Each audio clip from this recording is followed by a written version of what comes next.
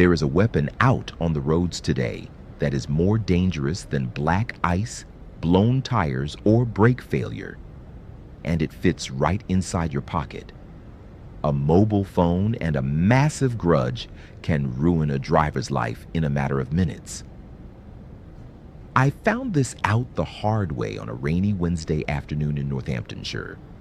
I was hauling 26 pallets of chilled dairy products, yogurts, double cream, posh cheeses. It was heading to a massive supermarket regional distribution center, or RDC. If you have ever delivered to a supermarket RDC, you know they do not mess about. You get a strict delivery window. If you are 15 minutes late, they will turn you away. Your transport manager goes mental, the client finds the company, and you get the blame. So I was keeping a good pace, cruising along the A14, minding my own business. Then I came up behind a tractor, pulling a wide load of farm machinery.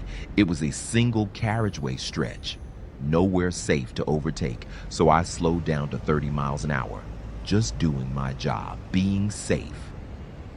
But the bloke behind me did not care about safety. He was driving a brand new silver Audi. He was riding my rear bumper so close I could not even see his headlights in my mirrors. He started flashing his full beams, honking his horn, swerving out to look past me. Eventually, the road opened up into a dual carriageway. I stayed in the left lane to let the tractor crack on, and the Audi came flying past me in the outside lane. As he went past, the bloke rolled his window down, hanging half his body out, screaming absolute murder at me. Face bright red, veins popping in his neck, giving me every hand gesture under the sun. I did not react. I just kept my hands on the wheel and ignored him. He pulled in front of me, slammed on his brakes to try and brake check 40 tons of lorry, and then sped off into the distance. I thought that was the end of it. Just another angry bloke in a rush. I was dead wrong. 20 minutes later, I merged onto the M1 heading south. I was making good time. The delivery slot was looking perfectly safe. Then I checked my mirrors. Blue lights. Not just one police car, 3 of them. Marked BMW Interceptors coming up fast through the traffic, sirens absolutely blaring. I checked my speed. I was doing exactly 56 miles an hour. Bang on the limiter. The first police car flew past me and pulled directly into my lane, matching my speed. A glowing red sign lit up in his rear window. "Follow me!" The other 2 police cars boxed me in from the side and the rear. They were doing a rolling roadblock on a 40-ton Arctic. My heart was going like a pneumatic drill. I followed the lead car onto the hard shoulder and brought the lorry to a complete halt. Before I could even put the handbrake on, the officers were out of their cars. They were not messing about, hands on their utility belts, moving fast. One officer pointed straight at me and shouted to turn the engine off and throw the keys out the window. I did exactly what I was told. I threw the keys onto the wet tarmac. They pulled me out of the cab, patted me down, and sat me on the metal crash barrier in the freezing rain. I asked what was going on. I was completely bewildered. The lead officer looked at me with absolute disgust. He said, "We received a 999 call 10 minutes ago. A member of the public reported this exact lorry swerving violently across all lanes of the A14.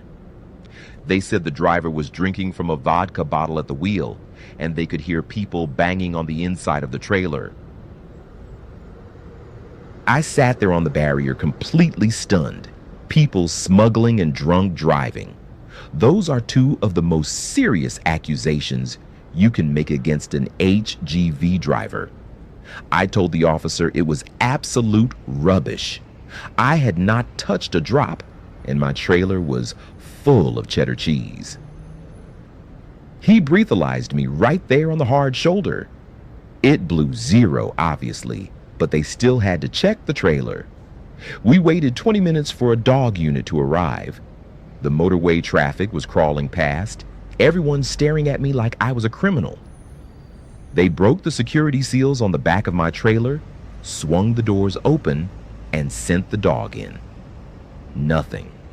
Just pallets of cold dairy. By this point, my delivery slot at the supermarket RDC was completely dead. I was 2 hours late. My phone was ringing off the hook in the cab with my transport manager wondering where I was. The officers realized pretty quickly that the 999 call was a malicious fake. The lead officer apologized. He said, "Look, mate, we have to take these calls seriously. Someone gave us your exact registration plate and company name." I asked him what time the call came in and where it was made from. He checked his radio.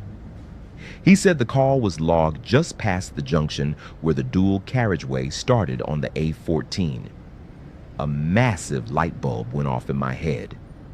The silver Audi. That petty, miserable little bloke was so angry that he got delayed by 2 minutes. He decided to phone the police and completely fabricate a story to ruin my life. He knew a report of drunk driving and people smuggling would get me pulled over and searched. It was pure malicious revenge. I looked at the police officer and smiled. I said, "Officer, grab my keys off the floor and let's go inside the cab. My lorry is fitted with a 360-degree high-definition hard drive camera system." We climbed up into the cab and I booted up the monitor. I rewound the footage to the A14. I showed the police the whole thing. The footage proved I was driving perfectly straight, no swerving. But more importantly, the rear camera caught the silver Audi riding my bumper. The side camera caught him dangerously overtaking and screaming out the window. And the front camera caught him brake checking me. But here is the absolute best part.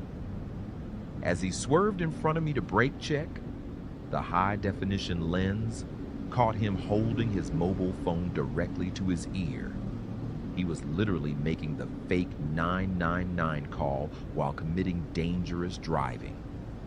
The police officer paused the video, zoomed in on the Audi's license plate, and wrote it down. The officer looked at me and said, "Right then, he is going to get a knock on his door tonight for wasting police time, using a mobile phone at the wheel, and dangerous driving." They gave me an official police incident number to give to the supermarket RDC so I would not get fined for being late. The delivery was ruined and I was exhausted, but knowing that bloke was about to lose his license made it all worth it. Here is the lesson for every driver out there, whether you are in an Arctic or a Ford Fiesta. Never, ever retaliate to road rage. If someone is screaming at you, let them scream. If they brake check you, keep your distance. Protect yourself with a Dashcam. Let the cameras do the talking, because there are people out there miserable enough to try and end your career over a 2-minute delay. Let them dig their own graves. If this story got your blood boiling, drop a like on the video. Make sure you subscribe for more tales from the UK tarmac. And let me know in the comments, what is the worst case of road rage you have ever had to deal with? Stay calm out there, mates. Keep the shiny side up.